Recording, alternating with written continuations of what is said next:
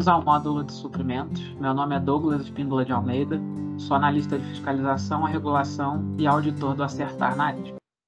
Para iniciar o treinamento, primeiro é importante entender como ler, entender a estrutura de um teste de controle, né? O manual do Acertar apresenta os testes dessa forma, que está aparecendo aqui na tela, e é isso que vai guiar os auditores durante a aplicação da auditoria em campo. Você pode acessar o manual completo e o detalhamento de toda a metodologia Acertar no guia simplificado que a gente preparou para vocês. O link desse guia está aqui na descrição do vídeo. Então, começando pelo cabeçalho, ele apresenta o que vai ser analisado no momento da auditoria, né? O que o auditor está buscando verificar com esse teste.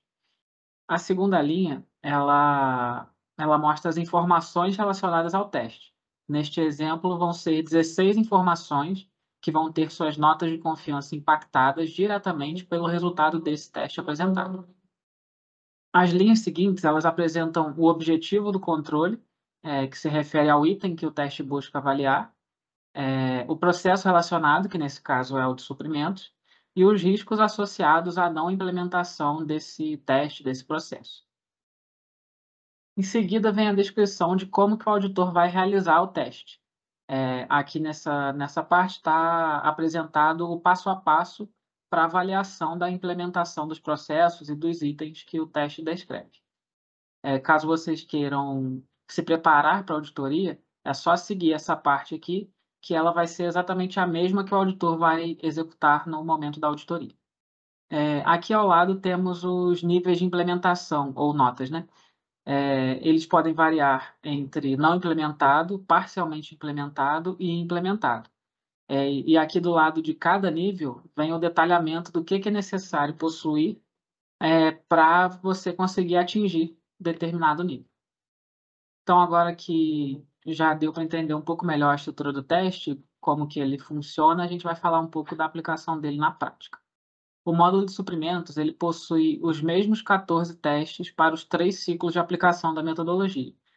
Se você ainda não está familiarizado com esses ciclos e quer entender um pouco mais sobre o Acertar e suas etapas, eu recomendo assistir o vídeo introdutório do curso que está disponível aqui no canal da Arisb. Então, partindo para o primeiro teste, que é o CT037, ele vai falar sobre a existência de processos formalmente instituídos, como POPs, instruções de trabalho. Aqui no canal da Arisb tem uma aula específica sobre essa parte de mapeamento de processos e a criação desses documentos que buscam padronizar as atividades. Então, eu recomendo que vocês assistam essa aula para entender melhor o que esse teste pede e como que faz para atendê-lo plenamente. O importante aqui é ressaltar que, por o teste ser considerado implementado, deve existir as instruções de trabalho, os documentos para essas 4 atividades que estão listadas aqui no cabeçalho. O CT38, então, ele vai buscar verificar o atendimento ao princípio da segregação de funções na administração pública. Nesse teste, o auditor vai verificar se as atividades aqui listadas no teste são realizadas por diferentes colaboradores do prestador. Então, essas segregações elas vão ser consideradas completas quando as atividades forem executadas por pessoas diferentes. A segregação vai ser considerada parcial quando o setor possui pelo menos 2 pessoas e as atividades forem divididas entre elas, de forma que uma mesma pessoa está envolvida ali em algumas dessas atividades, em mais de uma dessas atividades. E vai ser considerada não segregada quando uma mesma pessoa estiver envolvida em todas as atividades que o teste lista. Então, no momento da auditoria, o auditor vai buscar comprovar essa segregação de funções. E como é que isso vai ser realizado, né? Pode ser através de documentos que definam as atividades de cada cargo, através de POPs ou instruções de trabalho para cada uma dessas atividades, onde estão ali definidos os responsáveis pela sua realização. Pode ser através do plano de carreira, caso ele tenha um detalhamento nessa questão da descrição das atividades, ou algum outro documento que o prestador possui, que tenha ali definido, de acordo com cada cargo, as atividades pelo qual eles estão responsáveis. O próximo teste é o CT039, que ele vai falar sobre procedimentos de concessão, revisão e revogação de acessos aos sistemas utilizados no setor de suprimentos. Aqui no canal da Arisb tem um vídeo específico para esses testes relacionados à tecnologia da informação, então eu recomendo que vocês acessem essa aula para entender melhor o que esses testes de sistema pedem e como fazer para atendê-los de forma adequada. Da mesma forma, o CT40, ele vai falar aqui sobre monitoramento de transações críticas dos sistemas utilizados no setor de suprimentos. Ele trata de revisão periódica de logs, de trilha de auditoria.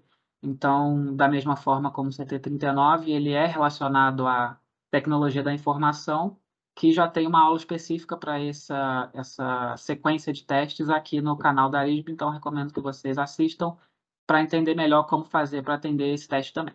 Então, o próximo é o CT41, que ele vai falar da vinculação dos pedidos de compra a uma conta contábil ou centro de custos, e se o sistema de compras tem essa funcionalidade e essa atividade restrita a pessoas autorizadas. Então, para isso, o auditor vai solicitar que seja mostrada a tela do sistema e a etapa do processo em que é realizada essa vinculação do pedido de compra a uma conta contábil específica.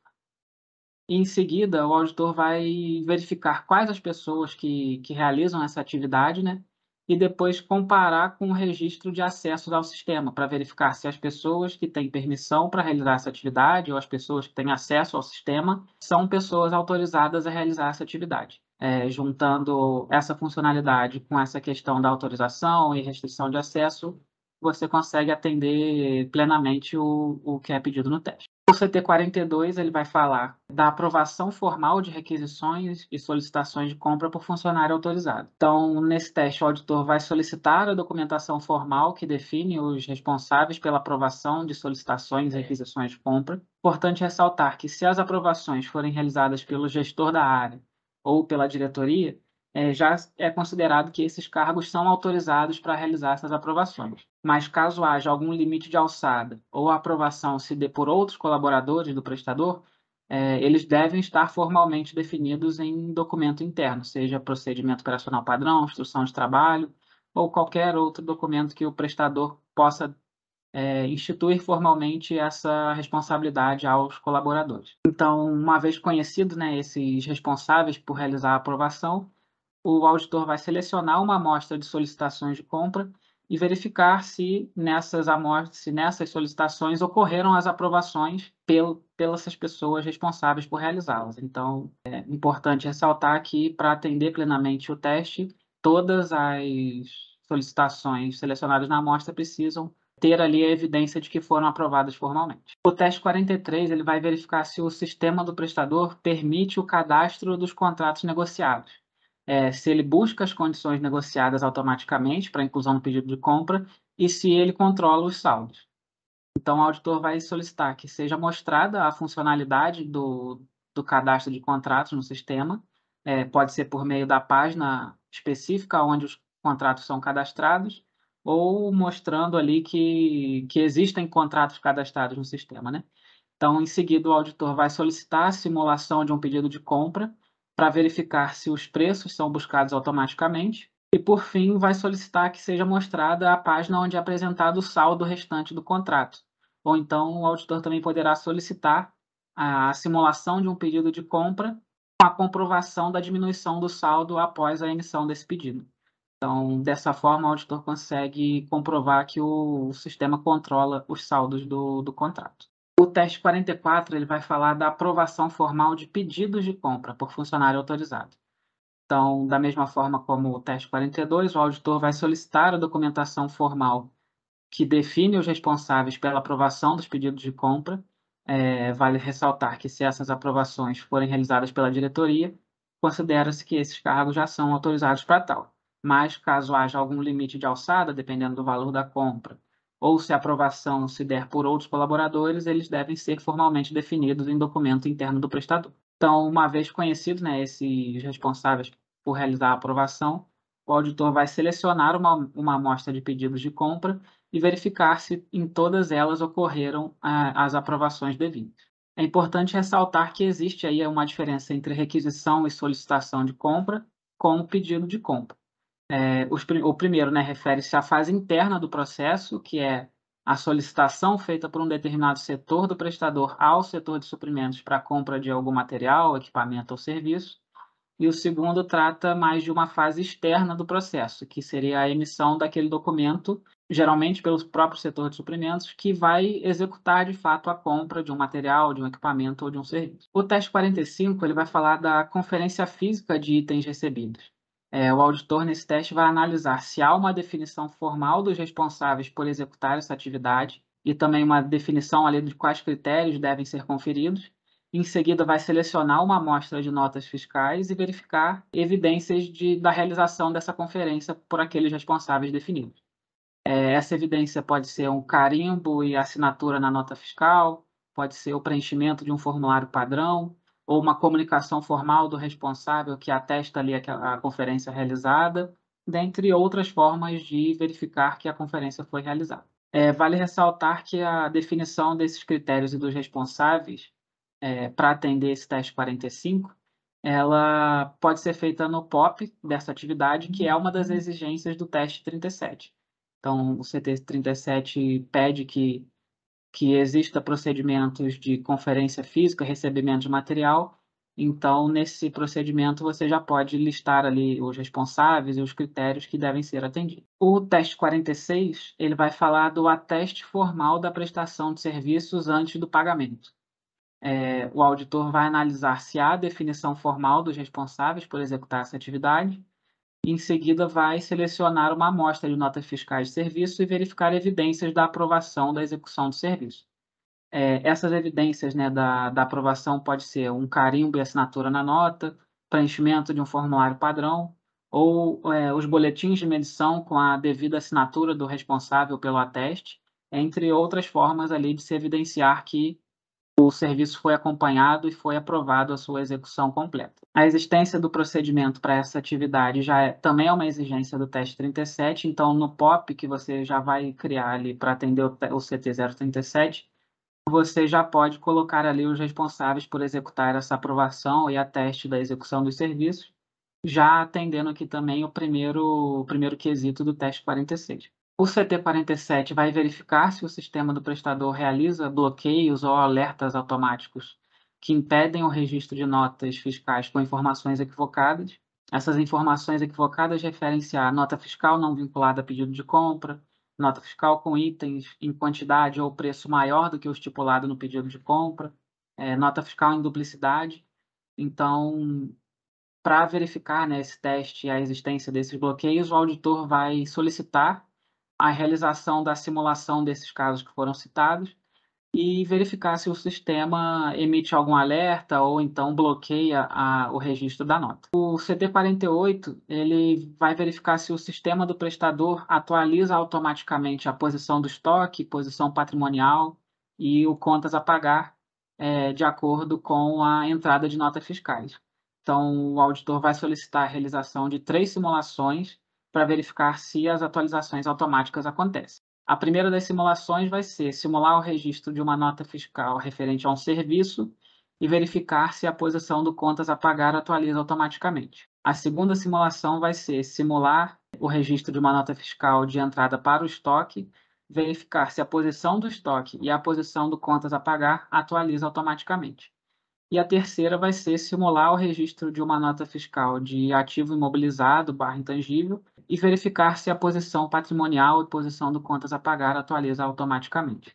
Então, aqui, basicamente, esse teste pede que haja essas atualizações automáticas para que ele seja considerado plenamente atendido. O teste 49 ele vai verificar se o sistema do prestador possui a funcionalidade ali de requisição eletrônica para a retirada de produtos do estoque ou do almoxarifado, devendo permitir inserir o objeto de custo no qual esse gasto será debitado. E também se o sistema ele tem atualização automática da posição do estoque depois da baixa e da posição contábil. Então, o auditor vai solicitar que seja apresentada ali a tela da requisição eletrônica no sistema, evidenciando assim a funcionalidade, né, e verificando se ele permite essa vinculação ao objeto de custo específico. Em seguida, vai solicitar que seja realizada uma simulação de baixa no estoque e verificar se a posição do estoque e a posição contábil serão atualizadas automaticamente. Por fim, o último teste do setor de suprimentos é o CT 050, que ele vai falar da solicitação e aprovação formal para a inclusão de pagamentos não vinculados a pedidos de compra. Primeiro, né, explicando o que são esses pagamentos, geralmente são contas de luz, por exemplo, pagamentos de diária, pagamento de hospedagem para colaboradores e outros pagamentos que são diretos, não estão vinculados a um processo licitatório, por exemplo. Então, o auditor nesse teste vai solicitar a documentação que define os responsáveis por solicitar e por aprovar esse tipo de pagamento. Em seguida, vai selecionar ali uma amostra desses pagamentos diretos e verificar se eles foram devidamente solicitados e aprovados por essas pessoas responsáveis. Assim, a gente chega ao fim dos testes referentes ao módulo de suprimentos. Espero que tenham conseguido entender mais sobre a aplicação e execução desses testes de controle. Caso tenha ficado alguma dúvida, pode enviar para a gente aqui através do formulário disponibilizado na descrição do vídeo. E participe da aula ao vivo, que ocorrerá no dia 10 de março, que é onde nós iremos sanar todas essas dúvidas que vão sendo apresentadas. Agradeço pela atenção e até a próxima aula.